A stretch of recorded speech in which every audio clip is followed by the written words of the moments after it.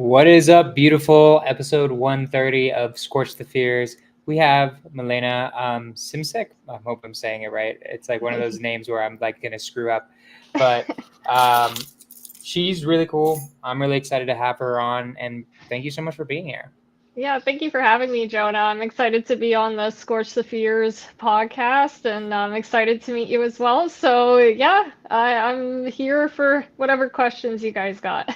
So to start it off real quick, just give everybody like a real estate resume, what you've done, what you're doing now, just a real quick background on my audience. So my audience, for those of my audience that don't know you. Yeah, for sure. So I used to be a nurse. While I was working as a ICU nurse during COVID, I invested in real estate. So I bought 8 units myself. From there, I built a six-figure net worth essentially using my nursing income, and I achieved enough cash flow from a house hack and then another building to essentially be able to. I forget what they call it. It's not like the full fire. It's like a coast fire sort of thing. So I started looking into, different things I could do with my life other than nursing. And I now own a real estate team in Windsor, and that's going pretty well so far. So that's pretty much the gist of what I've done the past 5 years or so.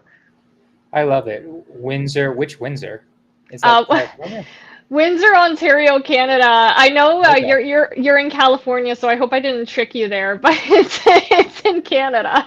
I actually moved to Colorado recently. I think there's a Windsor, Colorado and a Windsor, California. Yes, Windsor, there. California is more famous.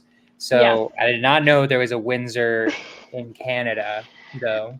There's So one in Europe as well, so we get that mixed up all the time. I'm known as like the Windsor girl for my social media portfolio and the realtor stuff. So I get people from like all over for I Windsor. love it.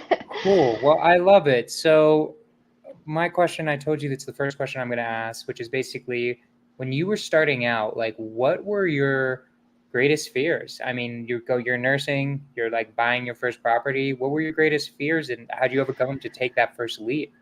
Yeah, I mean, I've always been a bit of an anxious person, so when I got my first property, I was thinking, a multitude of things like what if it burns down? What if I go bankrupt? What if the market crashes? A bunch of those things. And then on top of that, I'm like the first person in my family in North America to even own a piece of real estate. So I feel like I had a little bit of some people trying to talk me out of it as well in the background.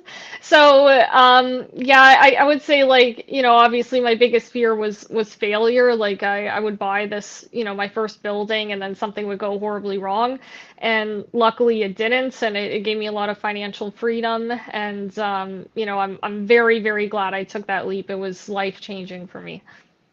I love it. So it was the fear of failure, and then what did you do to go overcome it? Did you say screw it, I'm going to do it? Or like if especially as an anxious person, right? I have Yeah. some anxiety, but I think a lot of the people who are watching right now have can have like a lot of anxiety, right? I have a decent amount of it, and then some people have like an insane amount. How Right. do you get through anxiety specifically? I feel like that's one of the hardest things that I'm still constantly dealing with as an entrepreneur. Yeah, the things I've kind of told myself. I mean, if you relate it to real estate, like in real estate, the numbers don't lie. So it's easy to fall back on certain facts, and then you could think of worst case scenarios realistically and list those out. So thinking of it kind of pragmatically helps a little bit. The rationalization. And then, another thing I kind of keep in mind is for anxiety, it's like it's a very irrational way of being negative towards yourself, right? So it's like when you actually think through the thoughts that anxiety gives you, it's like, okay, that really doesn't make sense. We give our positive thoughts a lot of criticism, but then we don't pay the same attention to our negative thoughts as well, and I think that's unfair. So I think that's like that mindset has helped me kind of shift a bit. And I think again, as I said, in real estate, it's a little bit easier because there's a lot of kind of facts and data to fall back on. Gotcha. I love it. So let's go through your first deal. Like, how did it happen? You're doing nursing. How do you find out about real estate? Go through your story a little. Yeah, so when I was, when I was first starting out as a nurse, the first 6 months were really, really rough for me. I was actually working in Detroit as a cross-border nurse. So I lived in Windsor, I worked in Detroit. I worked at a hospital that it was very high pressure, high level trauma, lots of patients. You barely got breaks. It very stressful overall. So I thought to myself, I can't keep doing this forever. I had nurses on the floor that were like taking steroid injections for their back problems just 5 years into it, and they were in their late 20s. So now I'm in my late 20s, right? So I told myself I can't stay on the floor for long. So I started looking into other options, education, investments. Then I found real estate, and decided to go full in on that. So from there, I joined a networking event in Windsor. It was called Win City at the time, and I met a lot of great people. And just surrounding yourself with those like-minded people, it helped me take the first step. So my very first building actually was a 6-unit building in Windsor. I bought that for 420,000 at the time. Right now in Windsor, they're around 1.2 mils, so Windsor has gone up a lot. And I put 15% down on that. I used my nursing income to do it. I lived in one of the units, fixed up the building, turned over a few units, and that one's doing really well right now. Love it. I love it so much. So, okay. So, what was your greatest challenge with buying that building? What was the hardest part? Like, if you were talking to like a nurse right now, what would you be like, okay, here's the thing that's going to screw you, or most likely Yeah. screw you? Yeah, so when I was buying that building, I wanted to do a house hack. And, I was under the impression at the time that I could put 5% down as, if it's a house hack. And most of the time you can, but only for 2 units and under. So I found out 1 to 2 units, 5%, 2 to 4 is 10%. And then above that, I actually got very lucky with the 15% down. And I think you have FHA in your Mm-hmm. country, and then we have CMHC over here. So I was able to get CMHC with 15% down on that. But it went from like 5 to 15 in a matter of a couple months. And, luckily I had the money, but it took literally, I wiped all of my savings into that building. So, yeah, that was a big learning experience for me during closing for that So, building. I'm really curious because I'm now looking at Windsor, Canada. You're basically Detroit. Like, you're literally like right there. Like, you Yeah, cross a bridge and you're in Detroit, right? right. So, what how is real estate different in Canada versus America? Do you know the differences? I'm assuming you probably do since you live in a city that's right next to a pretty big American city, right? So, I mean, Yes. do you do deals in Detroit too? Can you? Do you own anything there, or like how? What's the differences? I thought about owning something in Detroit. It wasn't for me personally. I for your country's very big. You got over 300 million people. In Canada, we got about 30 million. So there's a few hot spots for real estate investing over here. But personally, I think it's easier to invest in the States. You have so many more options. You have a larger population. You could get better cap rates over there most of the time. I'd say real estate in Canada is a little more expensive. I'm talking in general. Obviously, different markets, are better than others, but yeah, it's more expensive. The tenant rights here are a little stricter compared to a lot of the U.S. Yeah, but I did seriously consider going to the US. I just settled on Windsor because I think it's one of the best places in Ontario to invest. This is Ontario, Canada.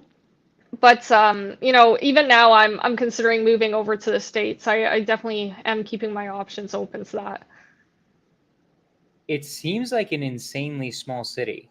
Like Windsor, Canada. If it's the one right across from Detroit, like how many people even live in this city? You Or I guess, got you or do got you?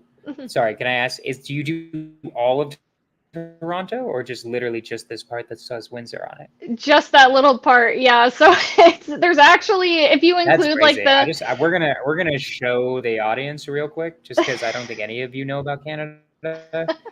So hold on, I'll include you in this. But like, it's literally just right here. Mhm. Like, how many houses could even be right there? Like, there's that's interesting to me.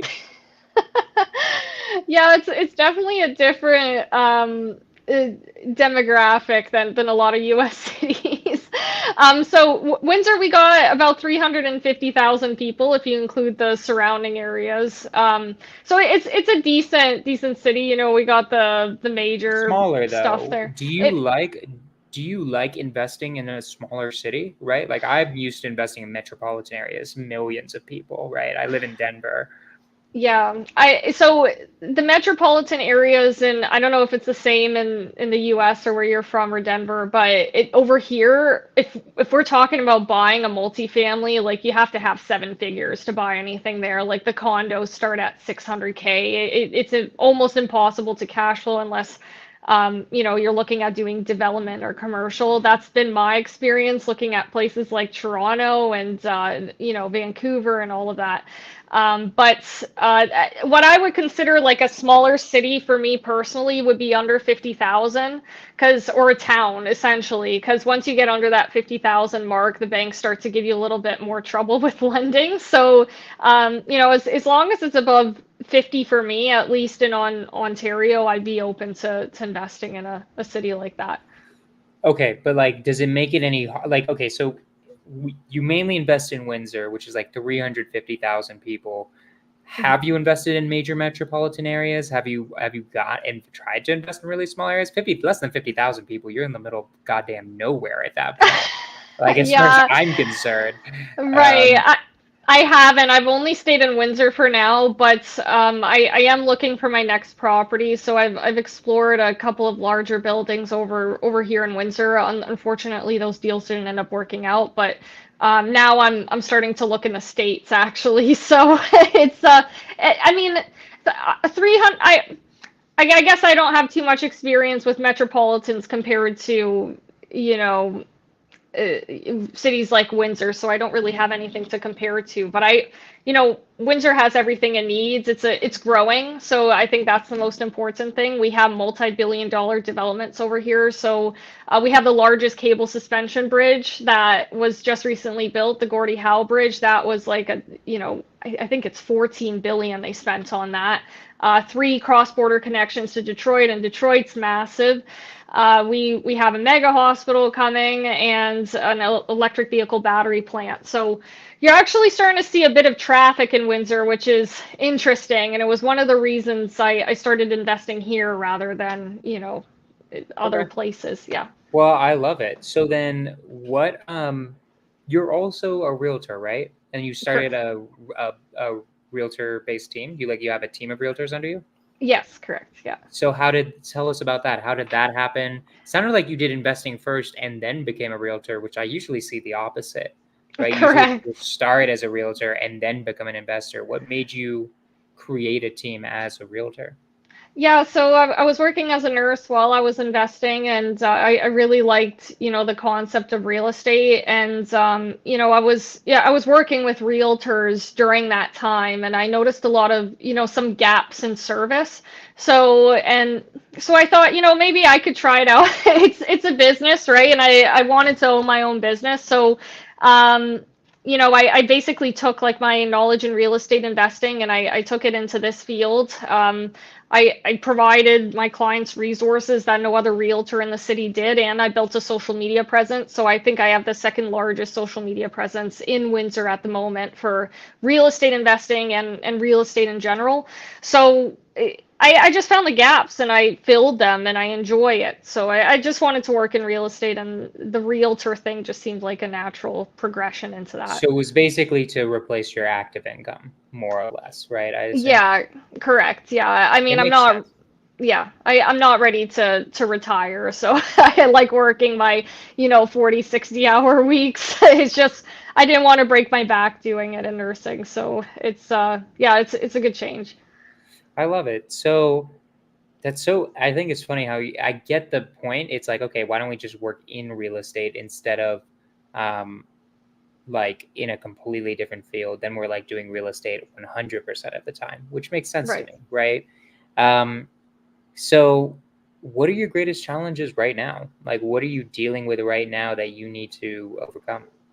Yeah, so I guess as a business owner, the biggest thing is I guess finding the right people and growing the business. Like what once you like I've had quite a couple of growth spurts, and then I've noticed you hit this wall, and then you have to overcome this wall in order to reach this next like level of income or this next level in your business. So I guess I'm kind of at this wall right now where I'm looking for more realtors on the team.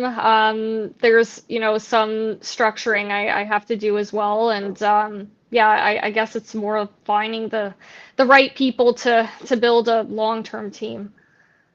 Okay, but which people specifically? I'm curious now. I like doing this. I like seeing if I can help with the challenges other people are dealing with. Yeah, What, for sure. like, which people specifically? So I think, my administrative is pretty good. I think it's more, yeah, salespeople that I'm trying to get under. And then, once I have a couple of salespeople, then the next step that I'm expecting to make is hiring somebody to take over marketing for me because I'm doing all of that essentially right now. So, yeah, I guess that those are the next two there.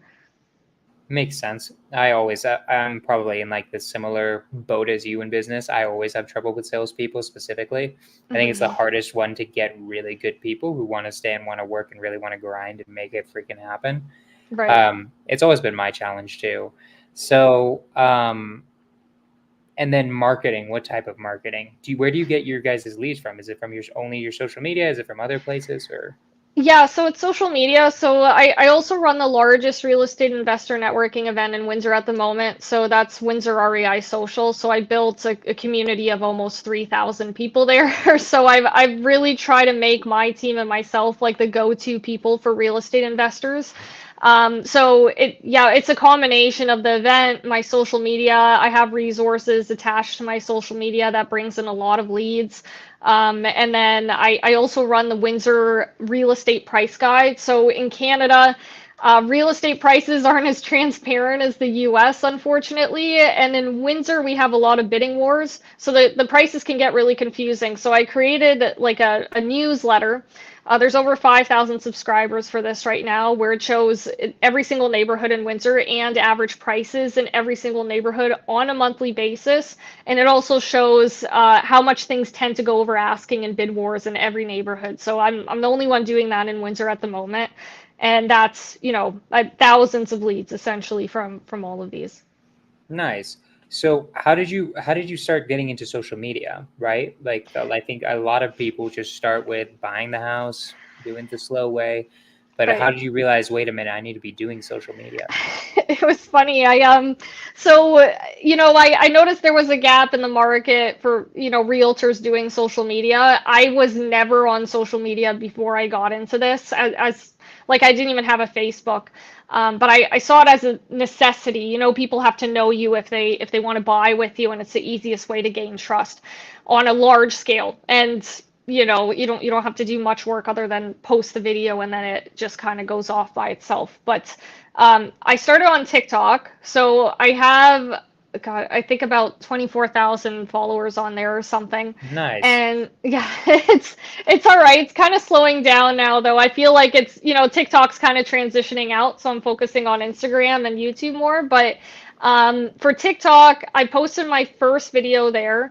It was basically a video explaining how I got my 6 unit building. I'm like, don't buy a house, buy a 6 unit building instead. And then I said my story, and I did it in under like 15 seconds, right? That video, the very first one, ended up blowing up to like 1 million views. It was like overnight I woke up, yeah, and I was freaking out a bit because I realized, people in my own circle saw it. Like it literally just popped up on their feeds. Wait, so your Um, first video got 1 million views? yeah. Wow, that's crazy. That's sick. Thank Yeah, so that was good. I mean, I did a lot of videos before then, don't get me wrong. It wasn't like I've been working with cameras and mics. I did YouTube for a few years to try it out. So it wasn't like my first rodeo, but it was my first video on TikTok. anyways, that one got a lot of views. I got a lot of attention from it. And from there, I continued posting on TikTok. That's where I got my initial leads. Like my very first buyers came from that platform. And then from there, I transitioned more over to Instagram because the lead quality was a little bit better. And, the connection you make with your audience So is better. talk about converting leads from social media. I feel like I'm mediocre at this, to be honest. How do you get leads from social media? I mean, that's easy, making interesting reels. I get that better. But then how do you convert them over? What is your pipeline? Yeah, so I didn't do this in my first videos, but I learned quickly. I had to get leads. So at first, people would reach out from, my bio, but that wasn't enough. You have to give them a call to action. So I told myself I have to create some sort of value to give to them, so they're willing to give me their information. So that's when I came up with the Windsor price guide. I'm like, okay, what would I have wanted as a buyer that no other realtor would give me? And it was like this resource that I came up with, and I'm running it 2 years later. So I would put at the end of my videos, like, if you want this price guide, comment this, or go to the link in my bio, or do this and sign up for it. And yeah, that's where I got my first leads, essentially, just that guide and then my videos. So what would you do? So let's say I get the price guide, you get their email, you get their phone number, then what do you do?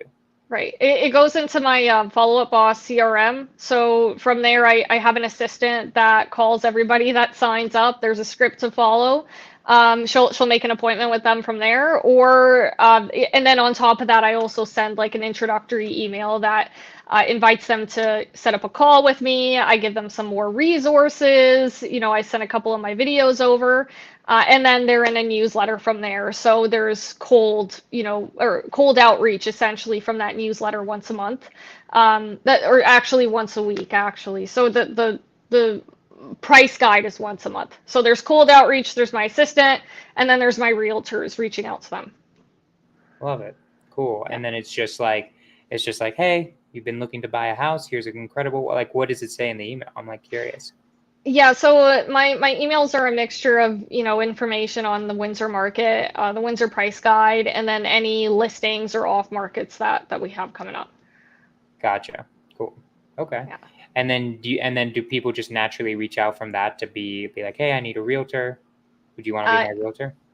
Yeah, most of the time. I've been lucky to attract clients. Yeah, I mean, and the ones that we, that don't do that, we have people to reach out to them, and including myself. I still make the calls, right? So, yeah, that's pretty much the process in like less than a minute. I love it. Okay, cool. No, I love it. I also invite people onto my podcast so I can steal all of their ideas. It's right. kind of like one of the main reasons that I do it.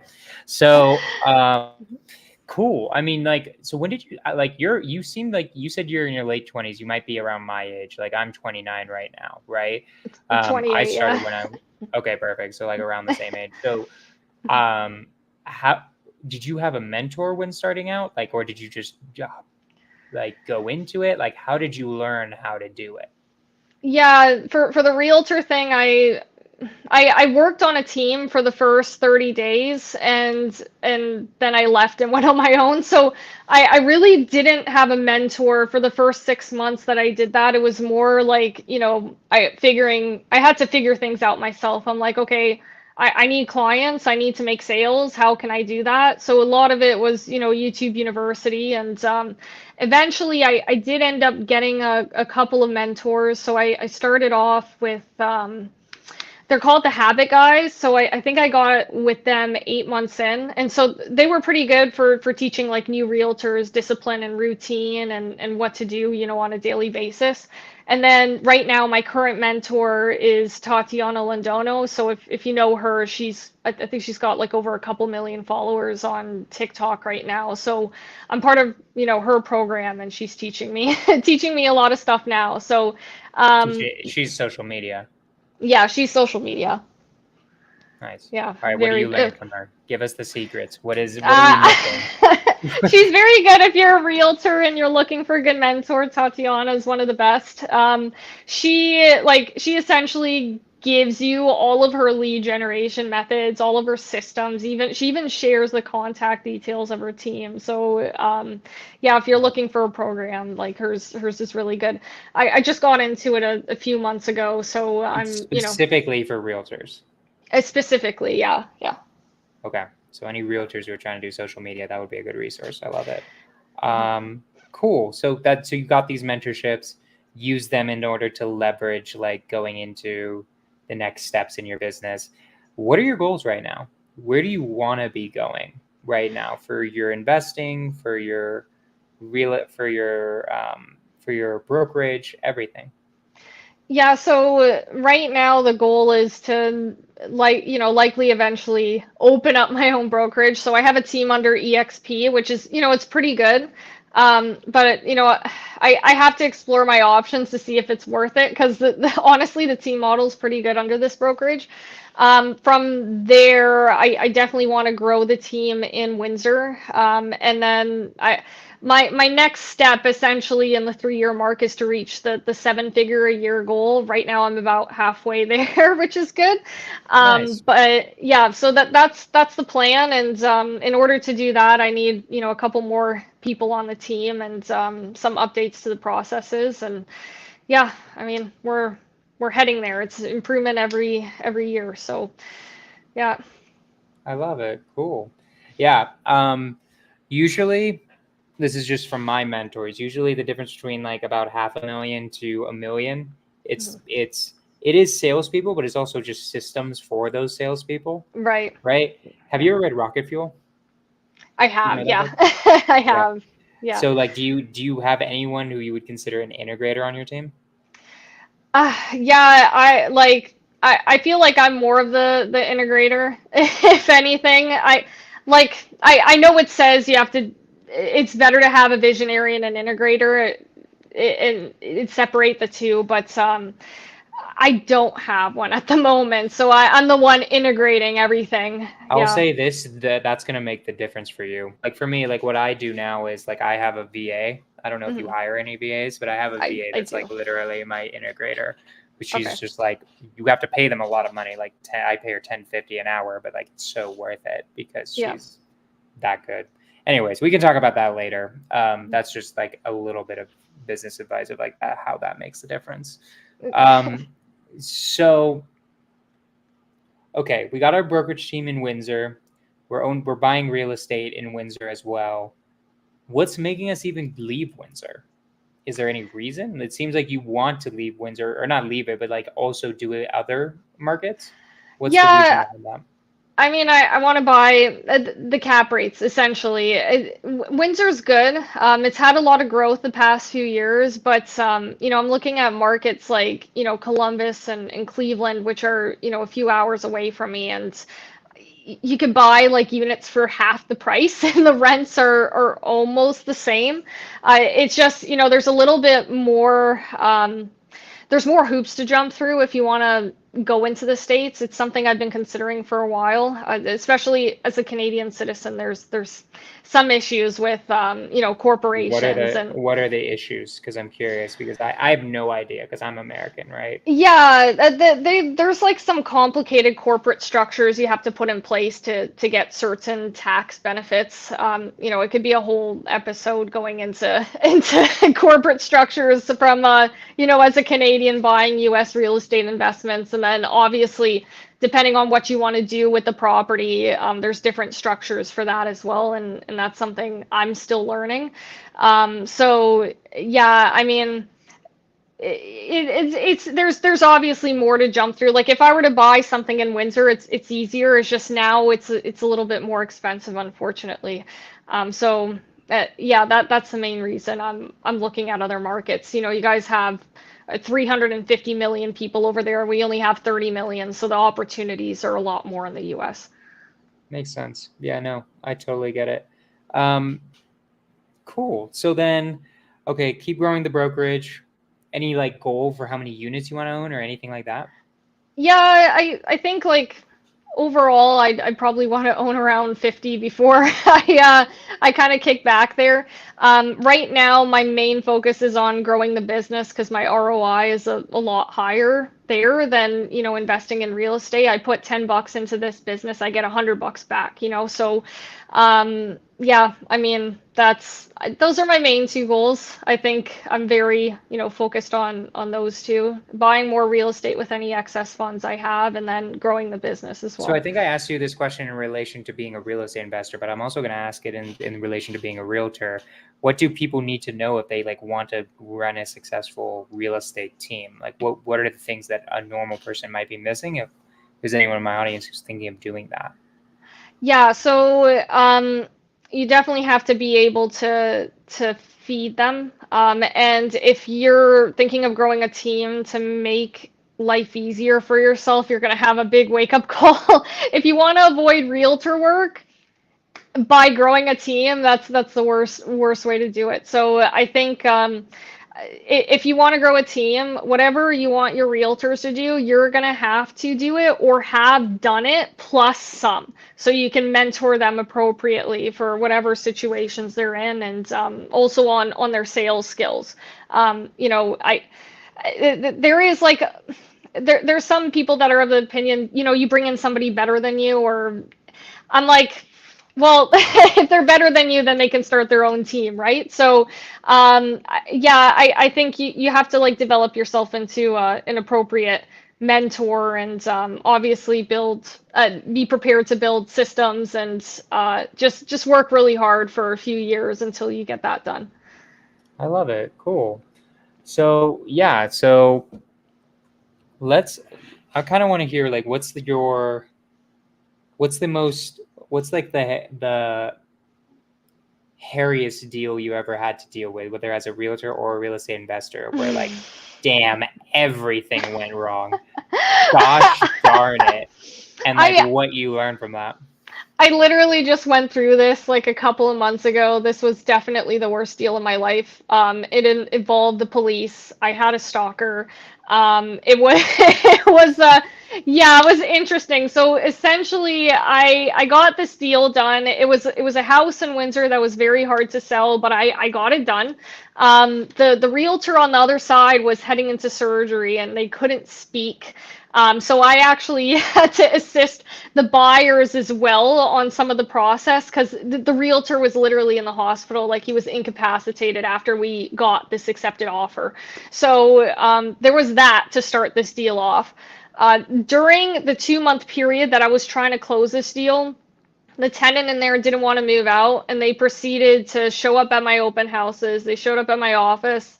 They ended up finding my house. I had to call the police multiple times.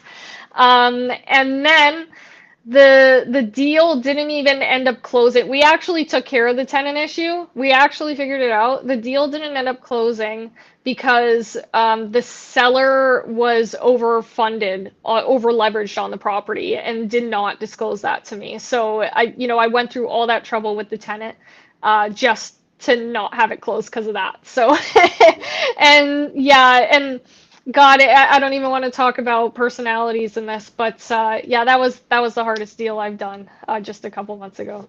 God damn. Wait, so it didn't close in the end. Do you still have No. that one? Is it still available? It's still available, but she can't sell it because she's over leveraged. So it's like, what are you gonna do? Yeah, but yeah, I the let go. Seller's over leveraged, so like as in like she has no equity, basically. Yeah, basically they can't sell it for less than what they've loaned on it. Have you ever heard of a sub 2 before? A sub 2. Something you should look up. We'll talk about it afterwards. Basically, what it would do is it's kind of like an assumption of a mortgage, but the difference is because a lot of mortgages aren't assumable. But basically what it is the mortgage stays in place, and then the buyer buys it. And why they might be willing to do that, like an investor like me, is like, what interest rate does she have? Mm-hmm. We called it I don't know if this is a vendor. Is it the same as a vendor take back? You just out of no clue. I've never heard of that in my entire You never life. heard? Okay, maybe it's like a Canadian US thing, because like what you said is like a vendor take back over here. So it's like what's the interest rate she has? It's a private. They're private. Okay, fair enough. Fair enough. Yeah, so there was no It's fixing that. fair enough. It's if it's a low interest rate, it could be a way to solve it just in Right. the sense of like keeping the mortgage in place and then just somebody cash flowing it, right? I have done Just that a thought. before. Yeah, I've done that before for a couple of other properties that we had where they were over leveraged, but somebody was willing to buy it because of the VTV. But yeah, This no, one would work. yeah, I get it. Or an assumable mortgage, yeah. So, Just a yeah, thought. I'm throwing yeah. out. I'm trying to be helpful. You No, know, I appreciate it. I appreciate it. I wish that could have worked out, but it's a great idea. I like that. next time. Cool. So we're starting to get to probably the end of the podcast. I have like just certain questions that I always end it with, right? For sure. First one is, what's the most impactful book you've ever read on for your entrepreneurial journey? I read this one recently. It's called I can't remember the author's name, but it's Make Your Bed. It's just it's a simple concept. It's basically a Navy SEAL. He's talking about how important it is to make your bed. I And read this that book. book, I love it. It's a short. You It's know what? really small, right? Yeah. Yeah, it's tiny. I have it out on my like my dresser, but it's do you know what I found out what a sugar cookie was? I thought that was hilarious where they like roll do you know what it is? I know what an actual sugar cookie is. I'm almost positive that's not what you're talking No, about. But they punish them by like rolling around in the sand after going in the water, gotcha. and they call them a sugar cookie the rest of the training. I don't know why, but that stuck out to me in that book. But anyways, I really like that one. I think you know when you're having troubles in your business or your life, it's nice to even Jordan Peterson. He talks about this if you know him. He talks a lot about cleaning your Great room. guy. This is yeah, basically same concept, making your bed. And yeah, it's just like, you know, going back to the basics, having that discipline and building it up through those small actions. So instead of overwhelming yourself with it, it's very easy to overwhelm yourself in business. So yeah, I always have that book on hand. 100%. And then, so if you could go back to yourself right when you were starting out in real estate, right when you're about to buy your first house, what would you tell yourself then, knowing everything that you know now? You know, I feel like I would just tell myself to learn as much as possible, but I know I was already doing that. I think about this a lot where I almost think to myself, I probably wouldn't tell myself anything because when you're first starting out in business, you kind of have this energy from this very like this optimism that you have. Like you're envisioning this thing, but you don't see the obstacles. But once you see the obstacles, it kind of it it puts a detriment to that initial beginning. So I feel like I wouldn't even tell myself anything. I don't regret, I'm not saying like, you know, I regret any of this or any, but there were a lot of learning experiences during this that I would have never expected when I first started out. Yeah, you know, I honestly don't think I would have changed a thing or told myself to do anything different. You know, I learned through real life experiences. I had a lot of optimism and drive going into this, and I still do. But yeah, you know, Alex Hormozy explains this concept. I'm like completely butchering it right now, but it's essentially when you start a new business, like you're on the ground running and you are not seeing all the problems that are on the way, and that's sometimes a good thing because it keeps that energy going and you learn along the way, if that makes sense. 100%. No, totally. I agree. I mean, that's always the best answer, in my opinion, is don't tell them anything because you wouldn't be where you are right now. You might like screw yourself out of Right. a learning experience, right? Exactly. Except for maybe certain learning experience. There are certain ones where I'm like, you know what, just that's one time when you see this deal. Yeah, you know, do it. Like, that's a good one. Like the future, yeah. This person, avoid them entirely. Yeah. Exactly. Just don't question me, just avoid them. But I probably wouldn't listen, to be honest. So it's So I love it. So yeah, I mean, that's more or less my last question. Where can people find you? where can people, for, I don't know how much of my audience is in Windsor, but for anyone who's trying to buy real estate in Windsor, how do they reach out to you? How else can they work with you? Is it just as a realtor in Windsor? Is there a way they can sell you deals in Windsor? What should people reach out to you for, and how should they reach out to you? Yeah, for sure. If you just Google my name, Milena Simsic, I'll like my website pops up, my Instagram pops up. I'm everywhere, Facebook, Instagram. So you can just, DM me there if you have any questions. As for what to reach out to me for, if you want some advice on being a realtor, feel free to message me. I do run a Windsor real estate investor networking event over here. So if you want to be a part of that and learn more about the city's investments or just meet other investors from all over Ontario, Right. This is your handle, right? Oh, yeah, that's it. Yeah, perfect. At Milena Simsic. Yeah. And yeah, and then, if you want to buy or sell in Windsor, I'm obviously here. So yeah, that's pretty much it. Love it. Cool. Any last words before I end it? Yeah, I always say feel the fear, but do it anyways. I think that's a good way to end the Skorch the Fears podcast. It's the best way to end the Skorch the Fears podcast. Stay after this. I like talking with the guest after the podcast a little bit too. Don't immediately leave. Some people do, so just don't, guys, once I end it. For sure. Guys, Skorch the Fears, episode 130. We are done. We will have our regular show next week, and then the week after that, I'm in Chicago for a multifamily conference. So next week will be regular, and the week after that it won't be. Appreciate you guys. We'll see y'all next time. Let's freaking go.